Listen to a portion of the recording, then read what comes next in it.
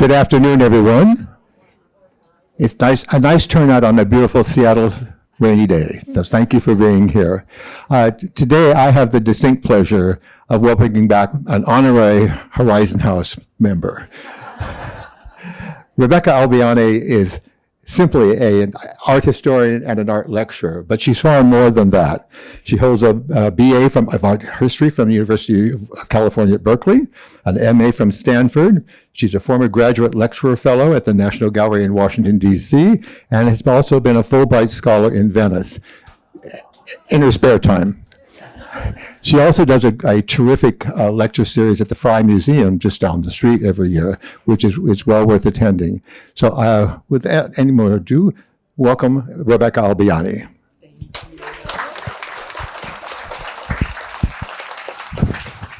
Thank you so much. And of course, we have a good audience for a Horizon House favorite and former resident, Jacob Lawrence, whom we like to think of here in Seattle as a local artist. In fact, he did move to Seattle in 1971 and was a beloved professor at the University of Washington Art Department, but he was 54 by the time he moved here. He was well formed as an artist. And in fact, if you look through the window in this self-portrait of Lawrence in his Laurelhurst studio, it's not Mount Rainier that you see out that window. In fact, it is Harlem. And it's Harlem that provides Jacob Lawrence formation. He wasn't born in Harlem. He was born in Atlantic City and had a fairly rough upbringing in that his father abandoned the family and his mother, for a time, left her 3 children in foster care while she sought steady employment, which she found in Harlem, which was the most exciting African-American neighborhood anywhere. So Lawrence painted it many times in his early life. The bar next to the funeral home, the dance hall next to the church, the craps game going on the ceiling of one of those apartment buildings, a piano being hauled up into an upper story window, kids playing double dutch on the street. And this is 1942. And if you look at the 3 policemen, you'll see that 2 of them are white, but one by the church is a black policeman. So this was a moment in American history where there were beginning to be opportunities for African-American men in particular in places that were closed to them in the past, like the field of artist. Lawrence had a younger brother and sister. The homecoming, painted when he was about 19, could be a sort of surrogate self-portrait of him and his family as younger children, as their mother gets home from work and the 3 kids come to greet her in the stairwell.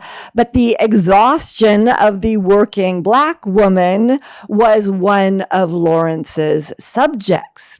Now, Lawrence's mother had one major thing going for her. She moved to Harlem during the Depression, which sounds like a bad thing, right? But it was also during the WPA.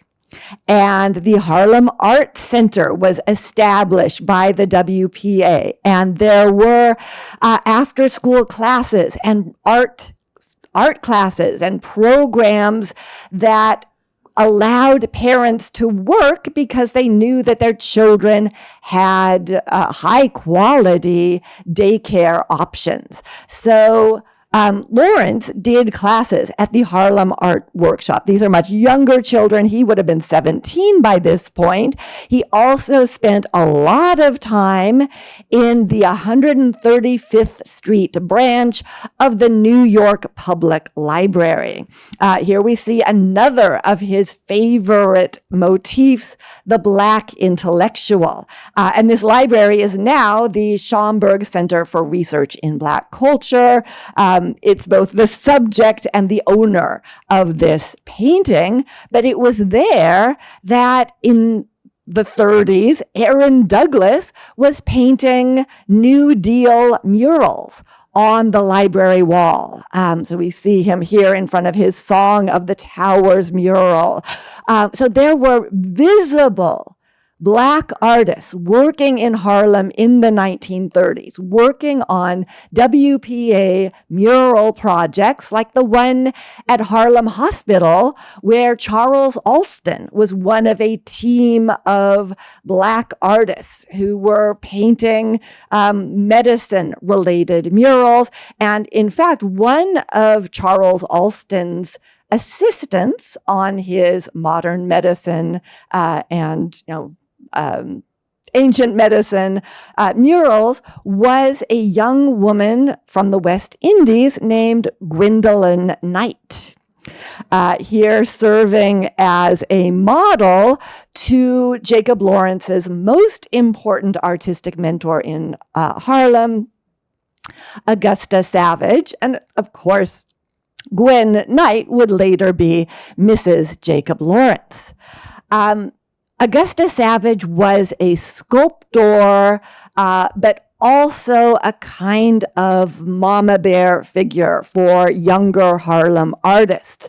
And when Jacob Lawrence was old enough to join the WPA, to get onto the federal, to get a federal salary for being an artist, for this young man who had quit school early to be a messenger boy and to do whatever he could just to add to the family income, Savage went with him to the WPA office and helped him fill out all of the paperwork so that he could join the easel division of the Federal Arts Project.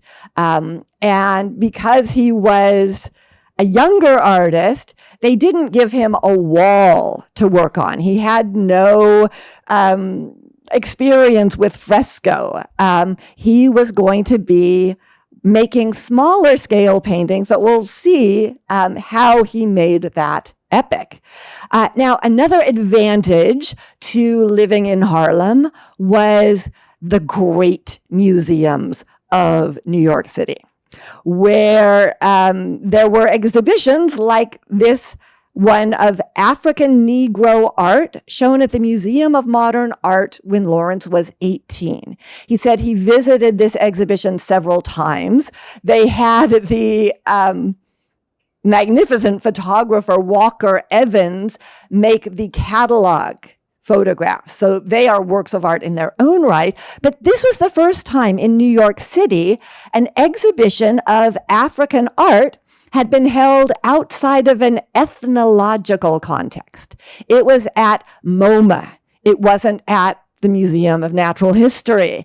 These works were presented for their formal aesthetic beauty.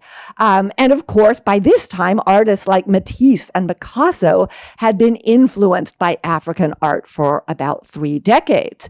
Speaking of Picasso, this painting was living in New York City in those years. So it was painted in Paris in 1937, did a sort of tour of London and the United States to raise money for Spanish refugees from the Spanish Civil War. And then it found a home for several decades in the Museum of Modern Art. And this painting was like a bomb going off in the New York art world. It was so large, so powerful. I don't have the dimensions, but it is big. And Picasso has depicted not literally the disaster that happened in a Basque market town on market day when Franco's forces and the Luftwaffe bombed this town, but a much more symbolic representation with the bull that for Picasso was the spirit of the Spanish people, the weeping woman with the dead child, the soldier dead on the ground with the broken sword, but also signs of hope, like that flower growing above the sword hand at the very bottom, or the candle that is extended by the woman, reaching in through that window. Candles and flowers are something to look for in Jacob Lawrence's work as signs of hope.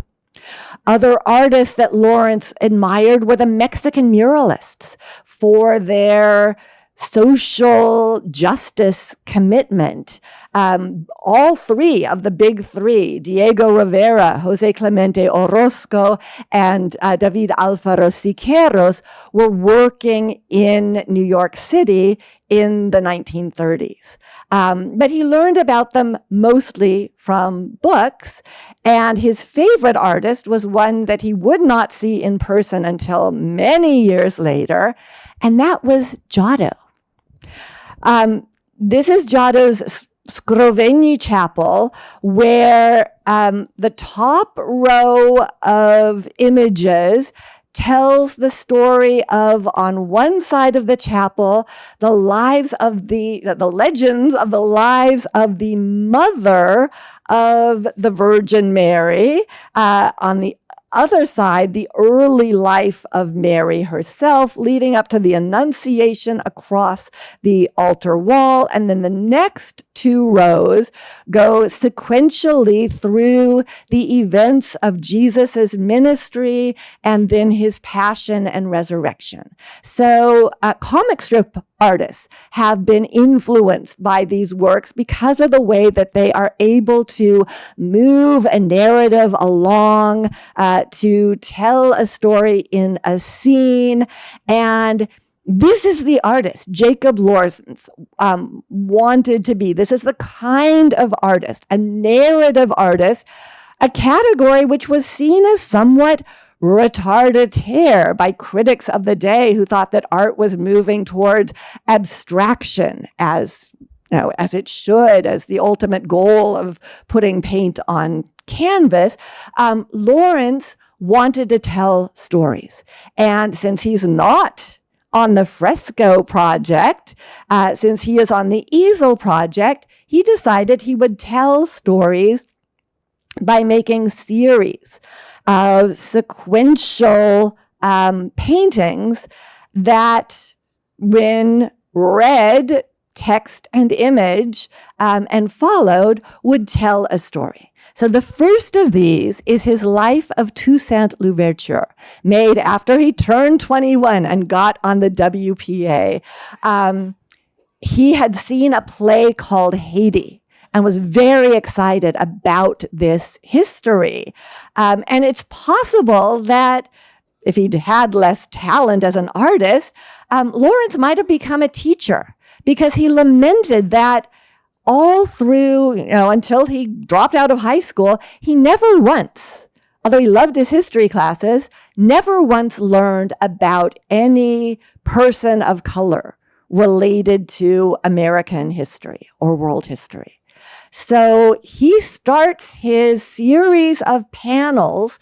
These are tempera on masonite panels. He starts this series about Toussaint Louverture, not with the birth of Toussaint, but farther back with Columbus discovering Haiti in 1492. Columbus and a priest. So Columbus planting the flag of Spain, the priests planting the cross, both of them fingering the gold of the natives avariciously, wondering what they can get out of this colony. And there are so many of these paintings. I am going to be skipping forward, just showing you bits and pieces. But in number 7, after doing several historical events in Haiti's past, he gets to the childhood of Toussaint Louverture. As a child, Toussaint heard the twang of the planter's whip and saw the blood stream from the bodies of slaves. And Lawrence depicts this with, this diagonal composition, with these very dark faces and the overseer wearing the white suit. This is not an accident that a child should happen to see the abuse of his elders.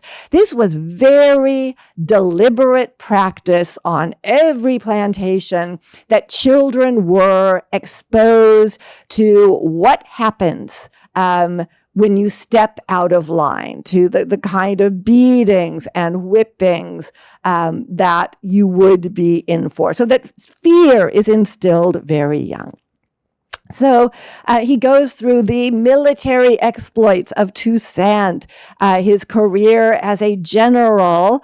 But I wanted to show you this image in which Toussaint returns to private life as commander-in-chief, and Haiti returned to prosperity. Slavery was abolished, and attention focused on agricultural pursuits.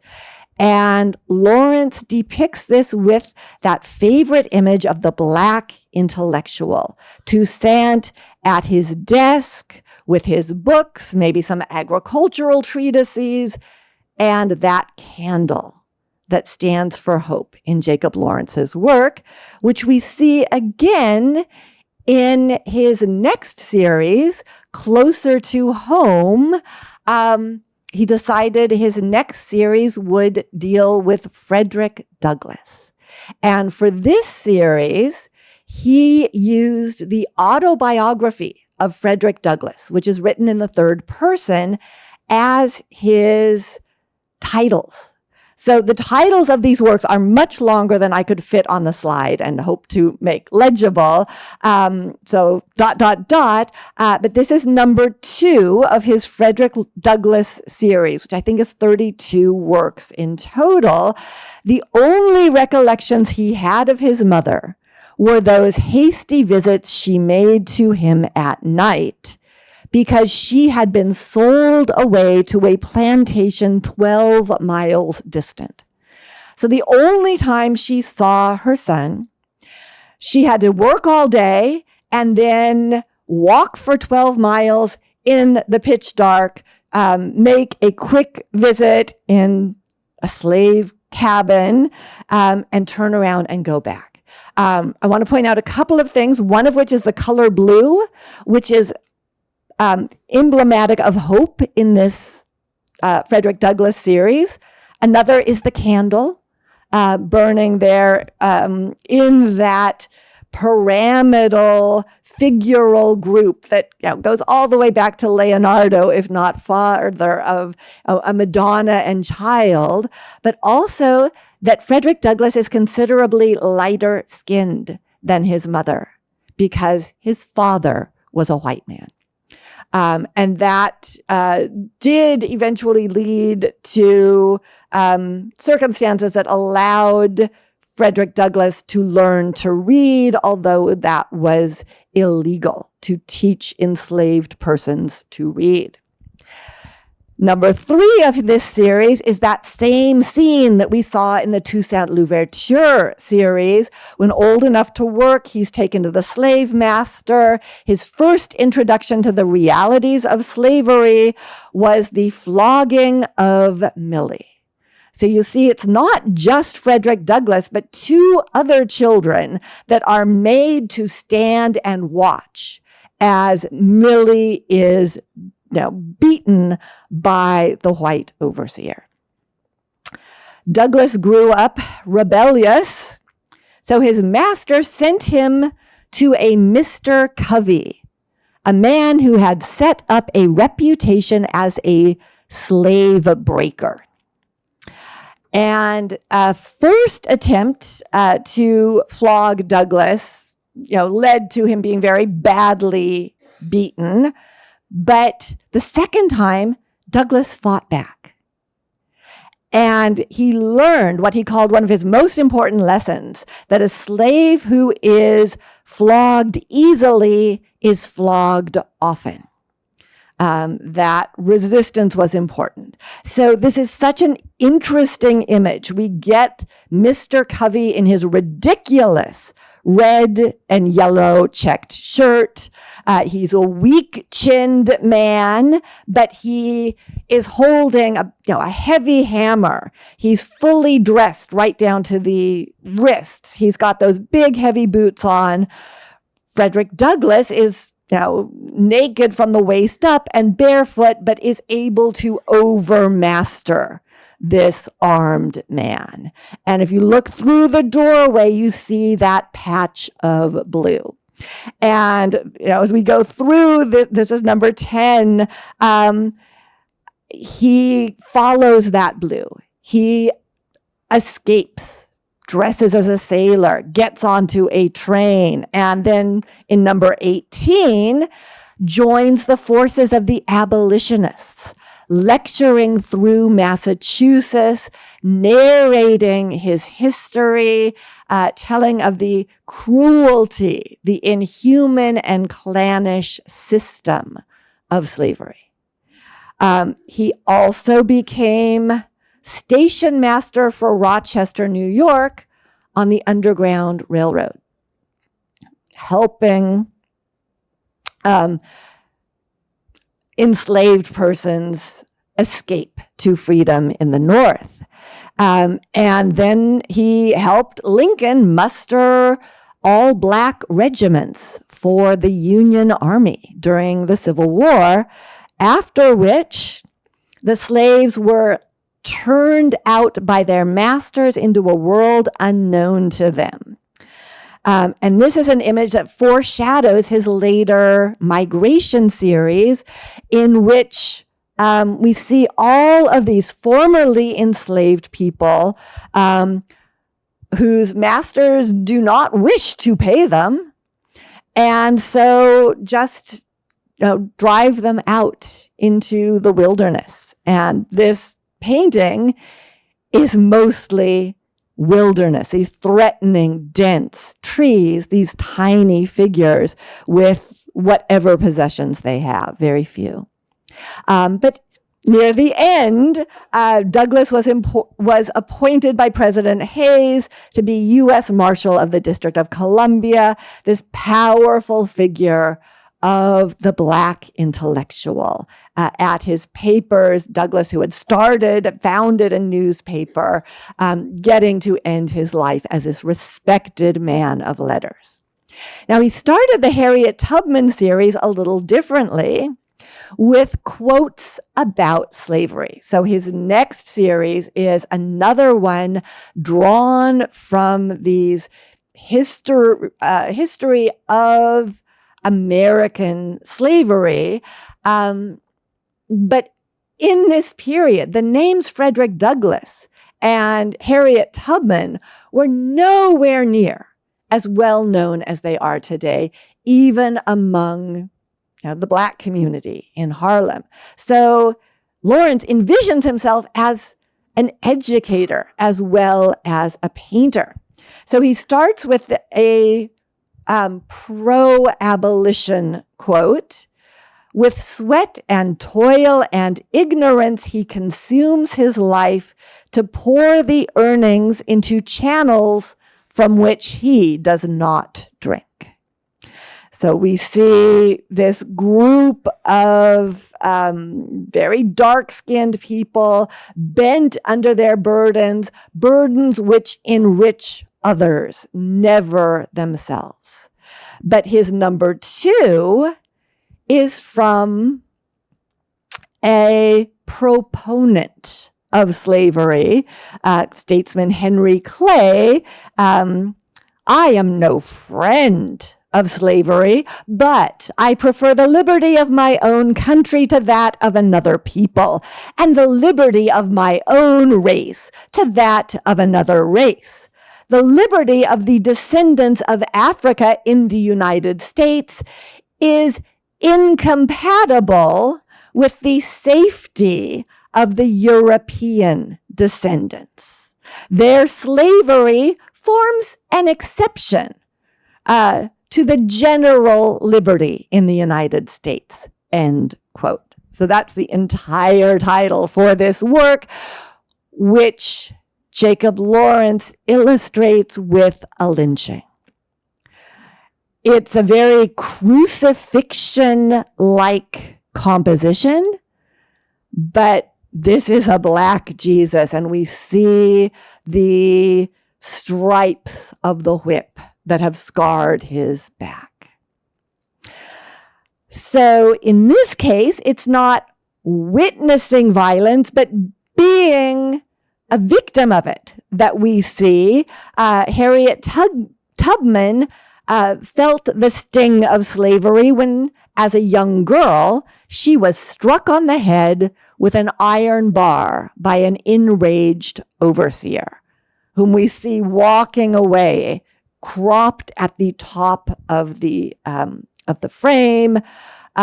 This injury would give Tubman headaches throughout the rest of her life. And in this series, Lawrence uses a snake to symbolize the institution of slavery. Tubman, though, was a big, strong woman. She worked as a water girl to field hands, also plowing, carting, and hauling logs. Lawrence depicts her as this massive, strong figure sawing a log here. She was strong, though, not just physically, but also mentally.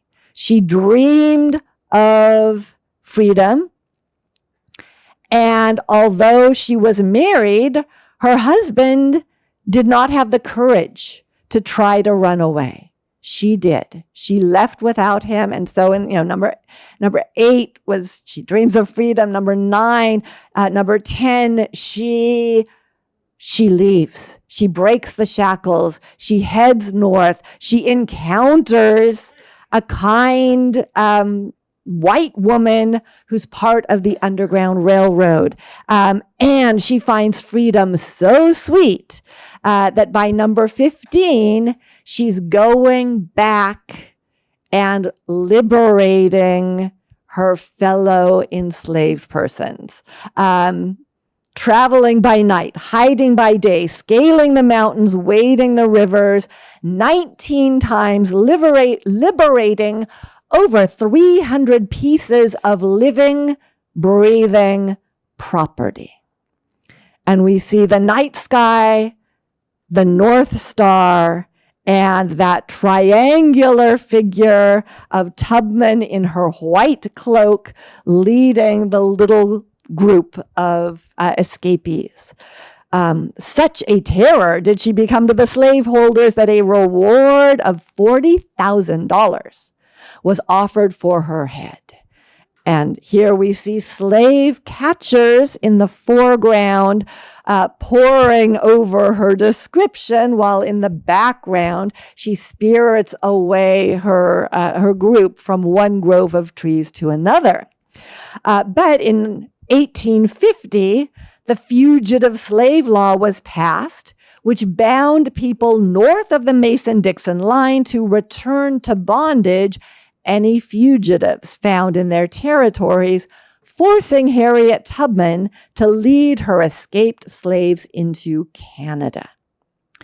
And for Lawrence, Canada is this bleak, snow-covered landscape with just a couple of straggly bare trees But Tubman is there in the center with that white cloak, folding it over, moving people towards liberty. The series also describes her activities as an abolitionist, speaking at revivals. And this is the only one of these early series that Lawrence would come back to later in life. In 1967, during the heart of the civil rights movement, he made a new series of Harriet Tubman images that were for a children's book, Harriet and the Promised Land. So these could really have a wide educational diffusion.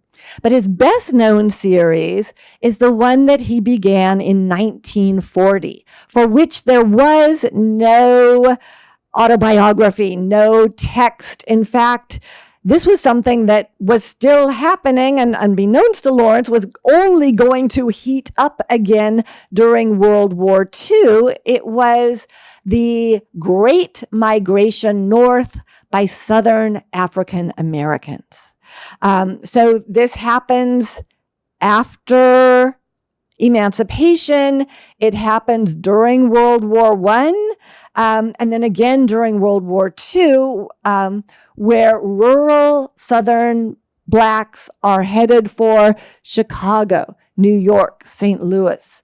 And Lawrence paints them in his minimal style, very little detail, but we can tell that they're in their Sunday best. They're in their top hats. They're in their coats.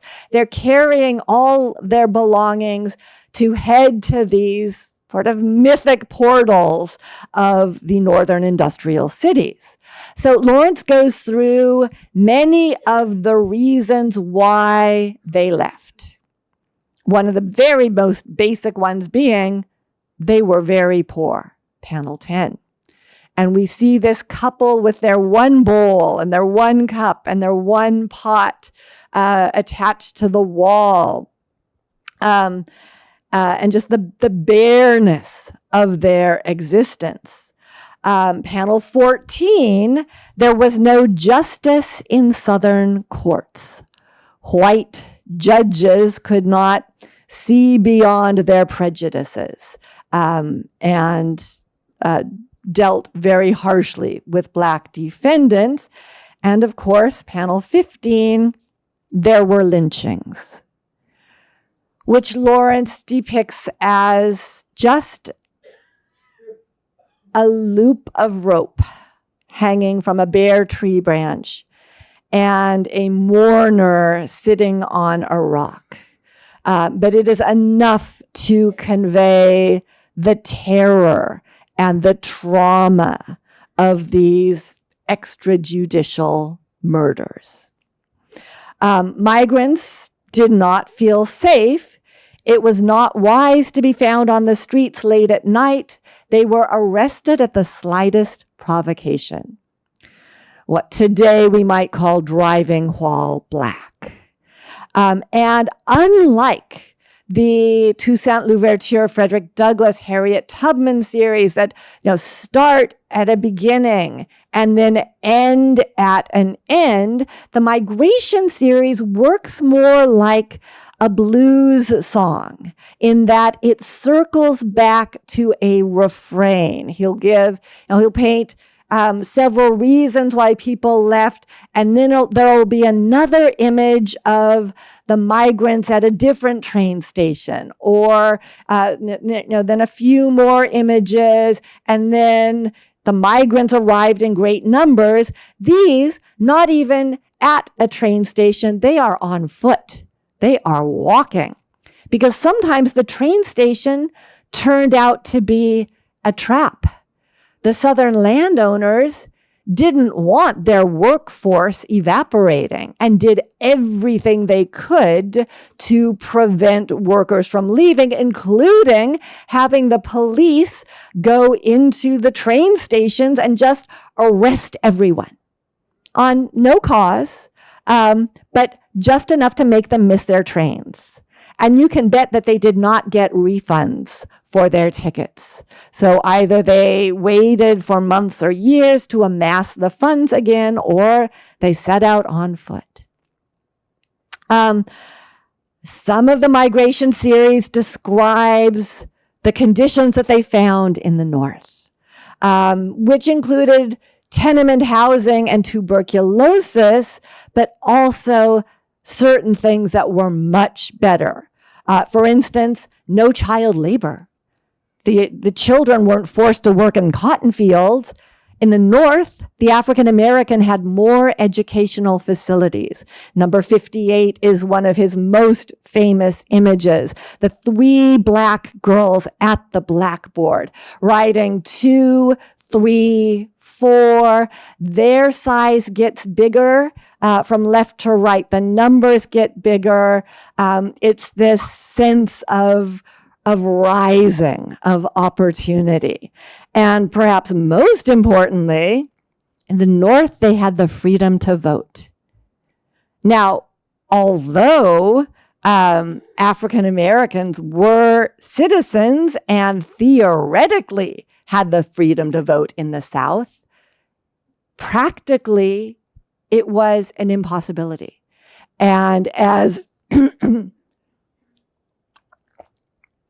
late as 1946, a black veteran who had served overseas in World War II decided he was going to exercise his constitutional right to vote in, I think it was Mississippi, and was lynched.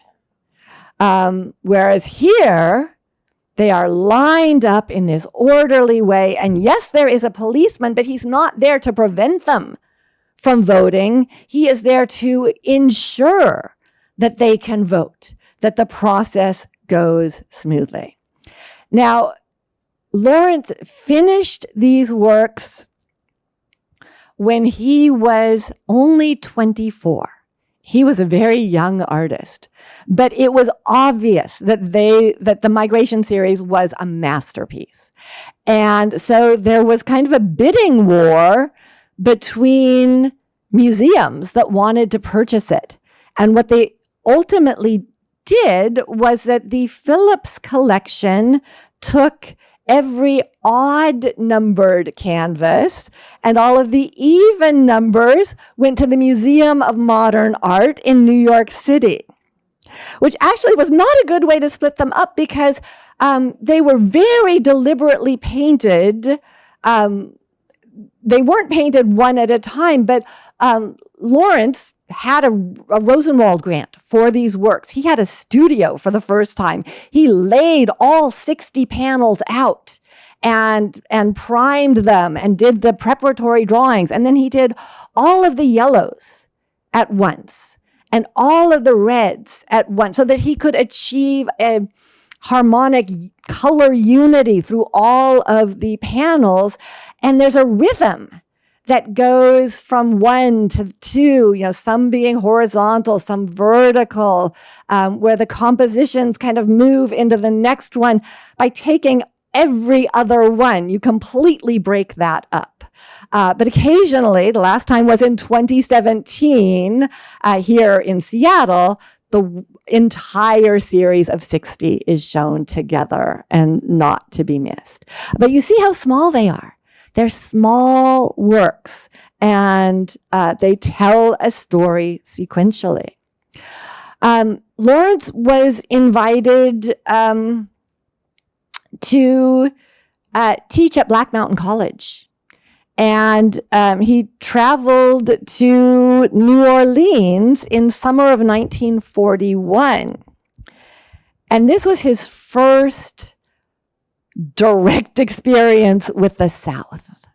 It's his first experience. He heard about it from his parents, but he's now seeing the whites only drinking fountains and the bar and grill like this one that he paints, where it's one building, but there's a wall, a makeshift wall between the white section and the African American section.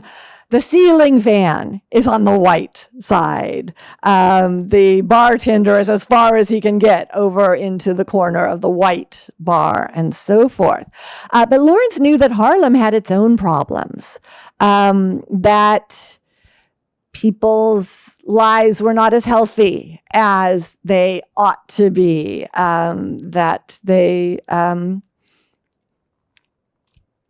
often ended prematurely. And you'll notice the tulip growing in the windowsill, another of those symbols of hope that appear in the Frederick Douglass series and elsewhere.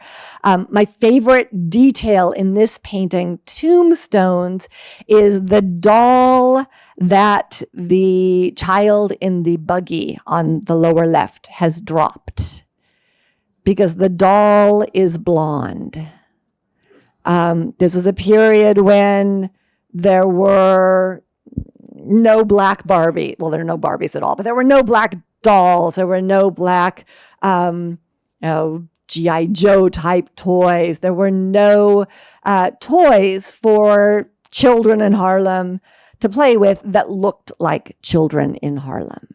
But Lawrence did love depicting the transmission of knowledge between the generations. Here, the music lesson with a father teaching his son to play the piano. And music was very important to Jacob Lawrence.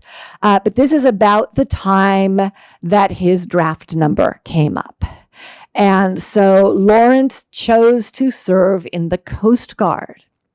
And he was on the first integrated Coast Guard vessel. And it was ferrying the wounded from Europe back to the United States and the healthy back to Europe. So he did not, he wasn't on the beachheads. He didn't see combat in this way, but he certainly heard a lot about it from the injured men who were carried on his ship. This depicts that vessel in Going Home. So he made a series that's now in the Whitney of his war experiences.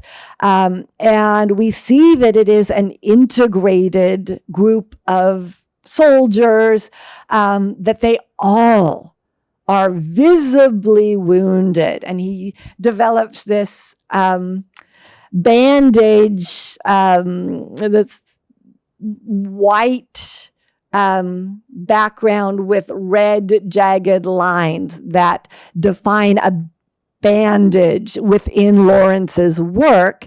But we get the sense that these men are not just physically wounded, that the damage goes deeper, even though they didn't have a term for it, that these men are also suffering from post-traumatic stress disorder.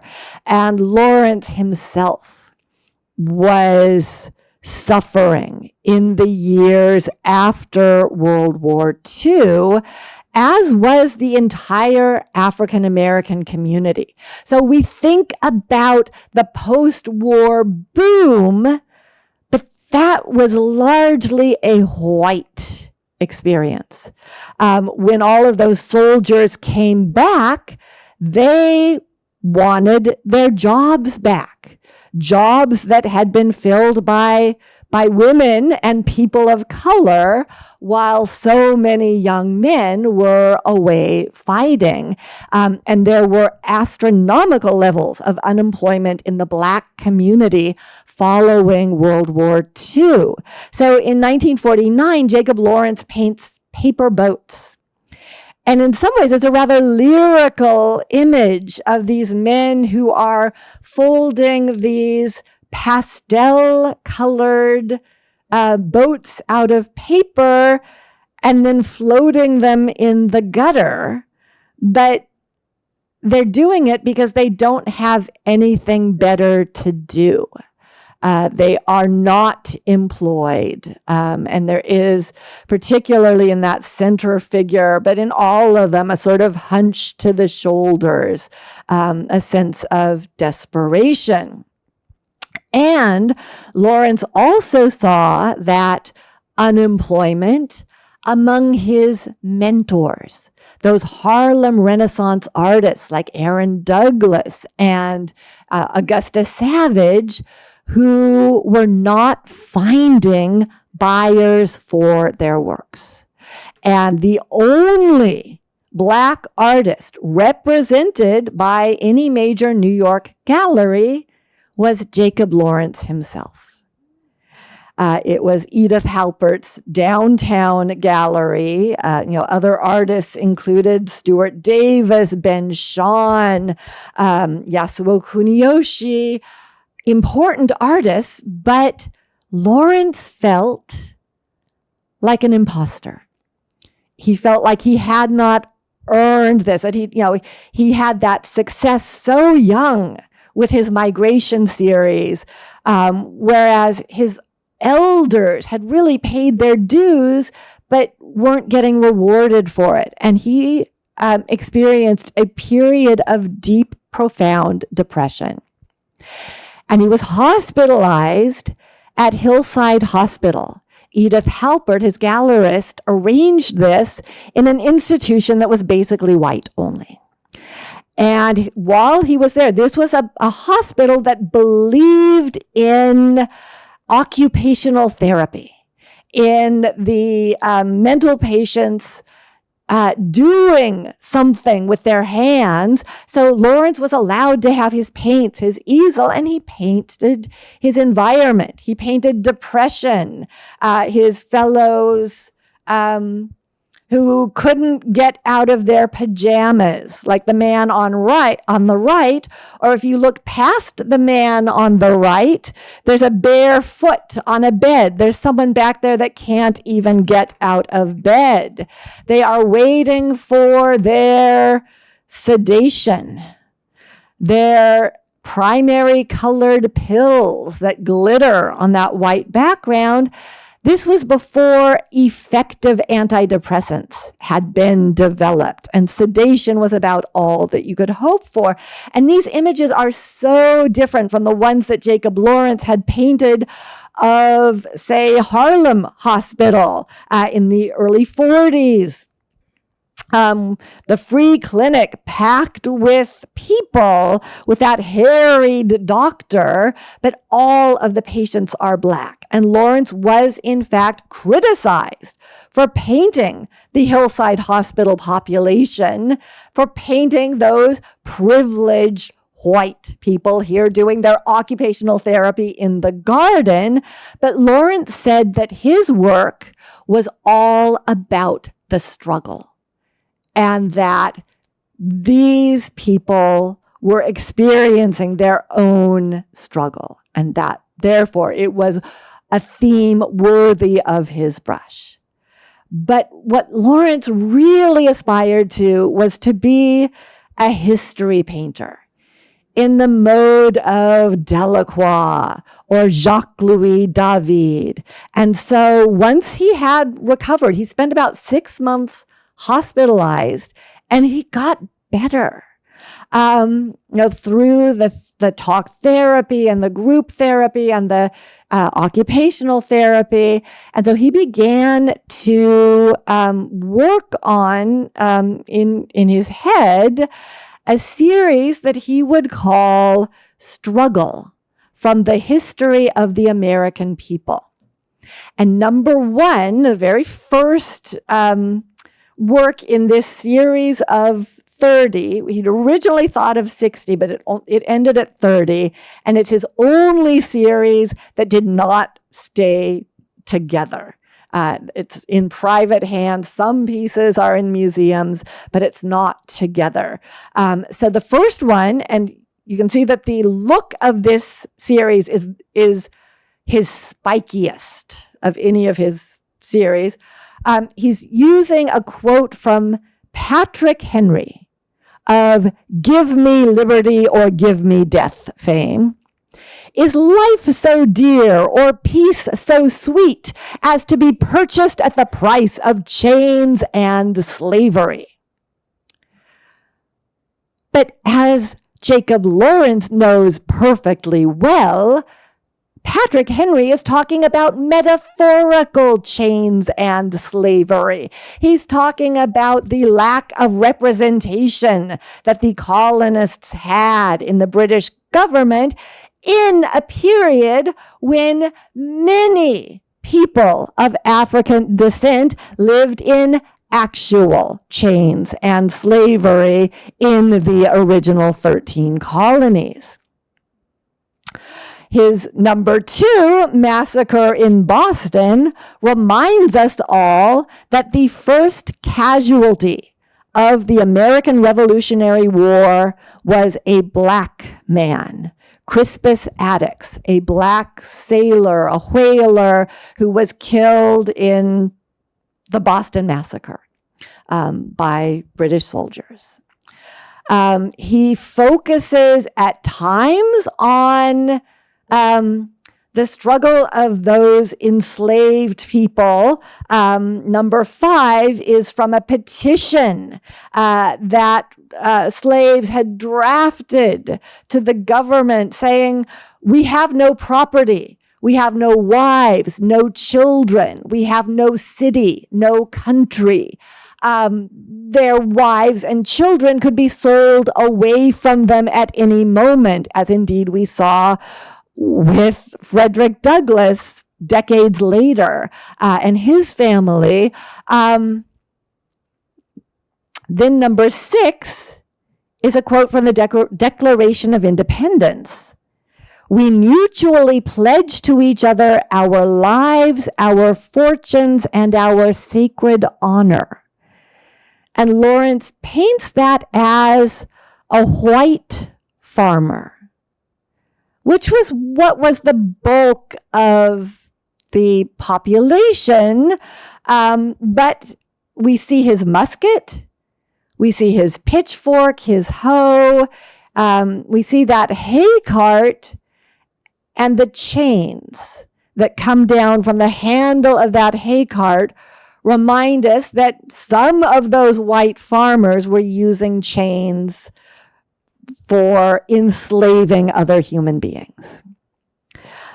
Defeat is a work that I think is very inspired by Guernica, the dead horse with the painted tongue at the bottom. And again, we see Lawrence's use of that bandage motif.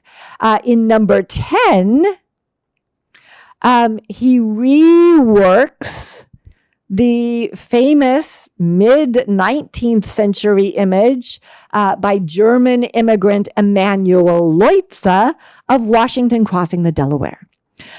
In Lawrence's struggle number 10, we cross the river at McConkey's Ferry, 9 miles above Trenton, and the title goes on to describe the conditions, the weather, the water.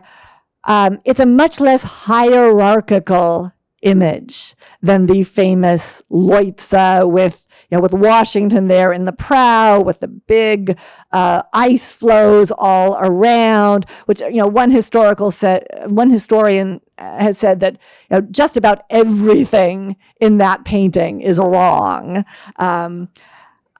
In Lawrence, there are all of these anonymous individuals huddled in their little boats, all of the spikes of the bayonets, but they are ready to fight for their liberty. As indeed the Hessian soldiers noticed, the rebels rushed furiously on us. This is another Guernica-inspired image, the centrifugal composition, the horses, the red coats, the blue uniforms on the left, but also the black faces, reminding us that it was not only white colonists who fought in the Revolutionary War, that there were black soldiers as well. And even After the establishment of the Constitution, Washington recognized that, as he put it, quote, "There are combustibles in every state which a spark might set fire to." And this particular image just reminds me so much of 2026. This sense that we're living in a powder keg. Now, number 19 is a quote from James Madison. "Thousands of American citizens have been torn from their country and from everything dear to them. They have been dragged on board ships of war of a foreign nation." Madison is talking about impressment. He's talking about the British Navy kidnapping people in ports, regardless of whether or not they were British citizens, and forcing them to serve the British Navy. But if you take out a couple of words from this description, it's just about exactly a description of the Atlantic slave trade. And this is a blind spot in our founding fathers' vision. They are so upset about, Americans being dragged on board ships, torn from their country, and they do not think that they are doing the same thing to Africans. Lawrence acknowledged the contribution of immigrants. Number 28, immigrants admitted from all countries, 1820 to 1840, 115,773. And he chose to depict this with a rabbi, with a Jewish mother, a veiled woman, or possibly a Southern European, but with people who look quite different from the white Anglo-Saxon Protestant so-called norm. The interesting thing about this painting is, as I mentioned, these works are not kept together. And when these were shown when the American Struggle series was shown during the pandemic in New York City at the Metropolitan Museum of Art, there were several that were represented only by black and white photographs because they hadn't been seen since the 1950s. This was one of them, and someone went to the exhibit, saw the photograph, and thought, I think my mother-in-law has that hanging in her kitchen. Not one, but two Jacob Lawrences from this series were rediscovered during the length of that exhibition just a couple of years ago. Lawrence would go on to paint images like taboo that get at the cultural status of black and white men and women. Here, these look like he's painting the little cake toppers that you'd find on a wedding cake, but there is a white groom with a black bride and a big flower, and a black groom with a white bride. And that was taboo and even illegal in some states in 1963.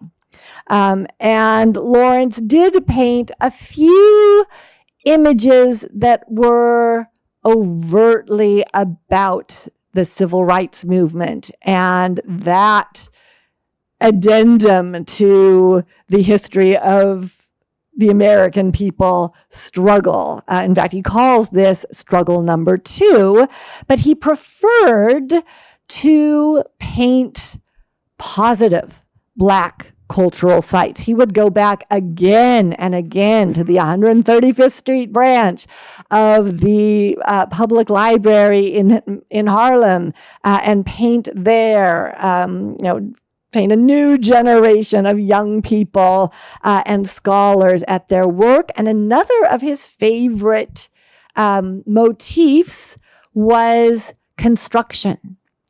So on the left, a work from 1947, The Builders, shows an early integrated construction site.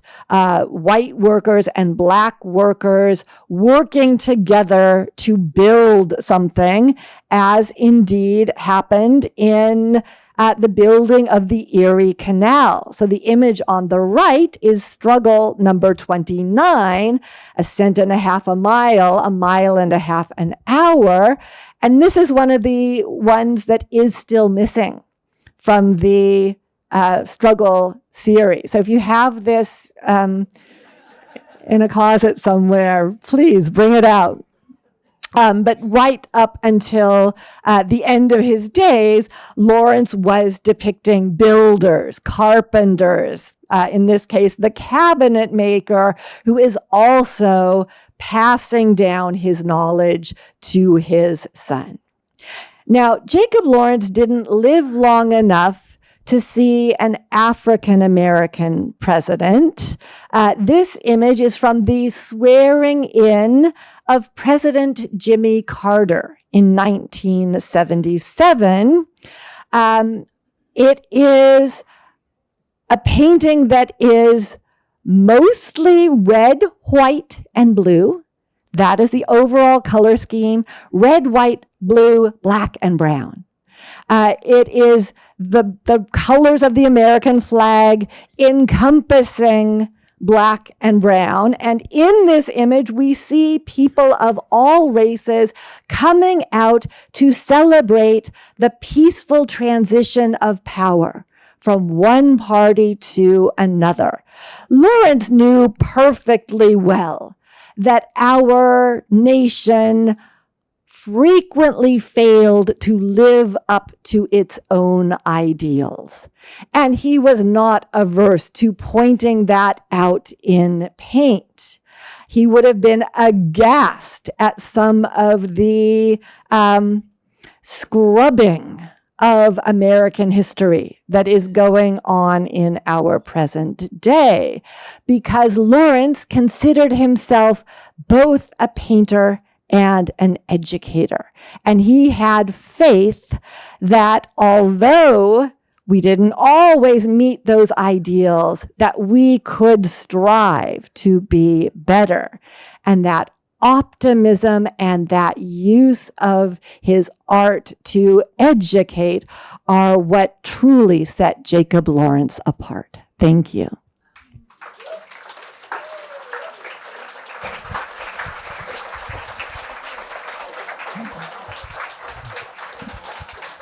You've done it again. A fascinating look at history and of our favorite artist in this city, in this home. We have time for a few questions from the audience. If you have anything to ask of Rebecca. I see one down there. I Googled the size of the painting, Queen Rebecca, and it's 11.5 by 25.5 feet. Okay, so Guernica, Picasso's famous image, is 25.5 feet wide, 11.5 feet tall. So it's enormous. It's billboard sized pretty much, and had an outsized impact on New York artists. So yes, please.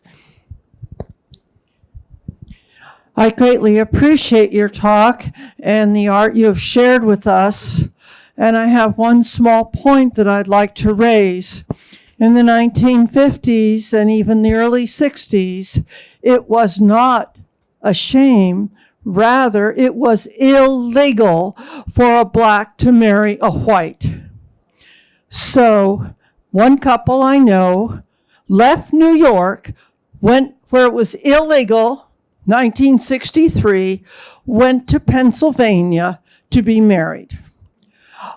Other subtleties that I'd like to share is 1940s, Barbie did not exist. Yes, I said that. She doesn't really appear until the 60s.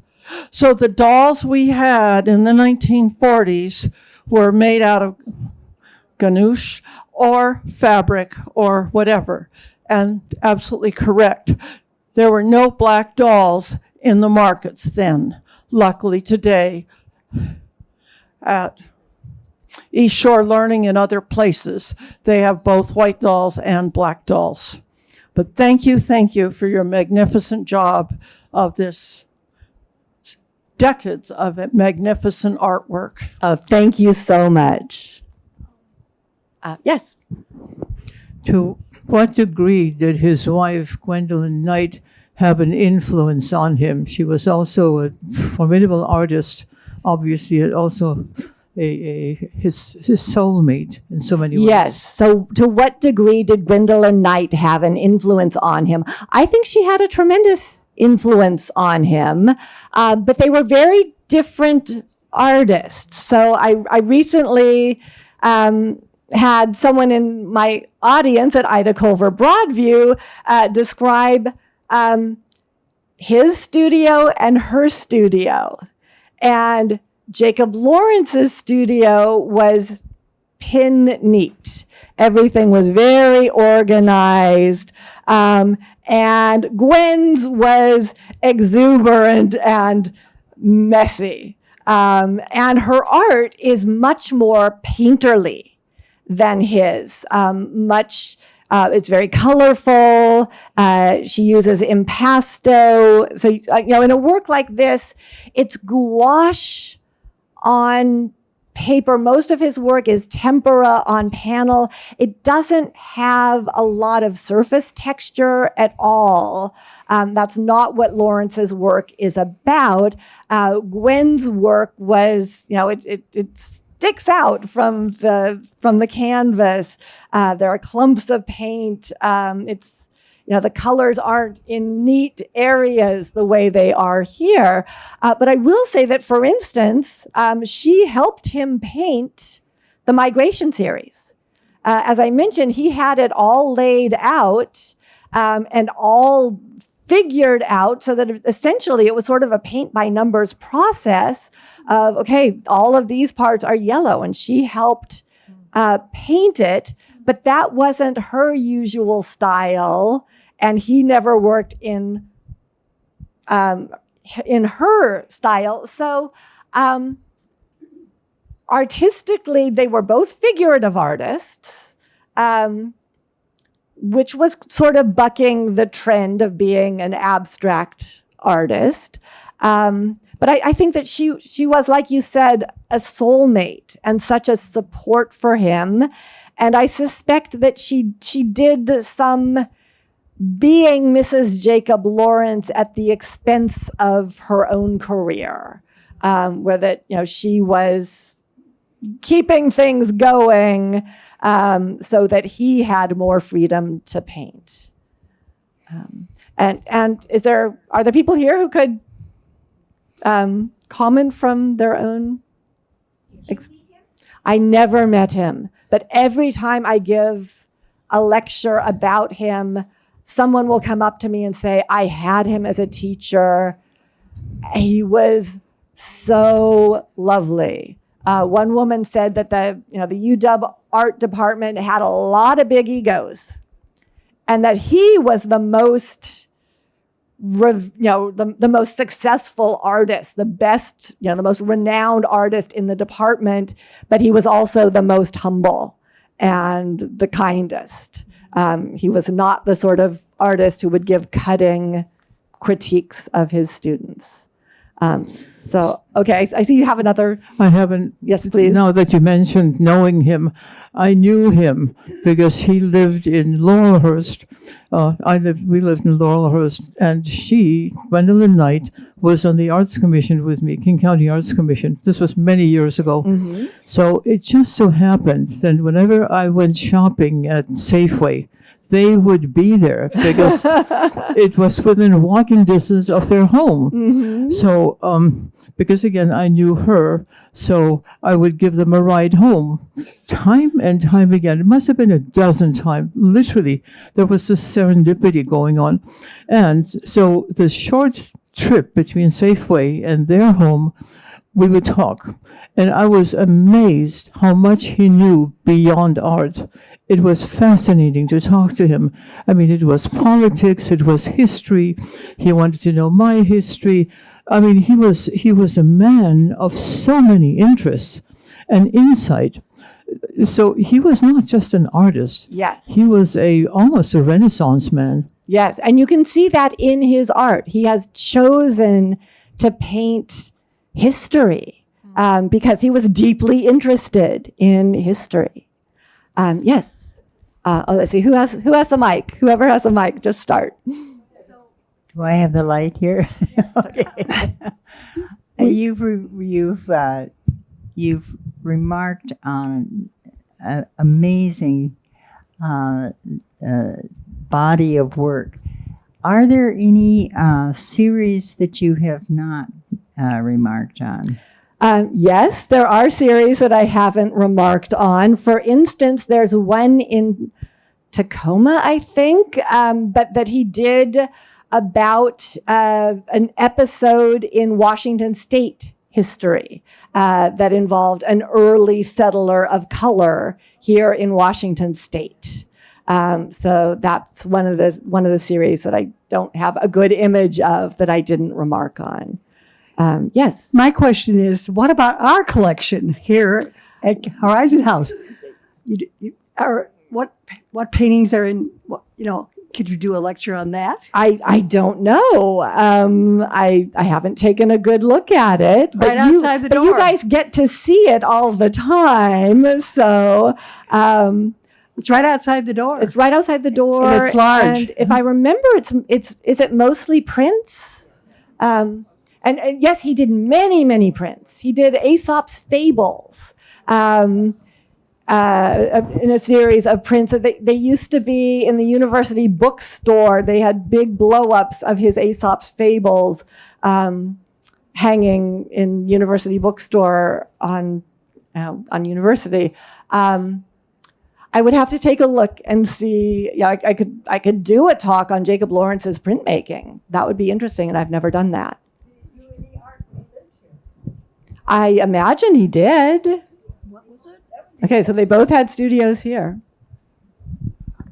Once again, I have a question. Oh, there is a question in the back. comment, We get one more. Okay. It's a comment.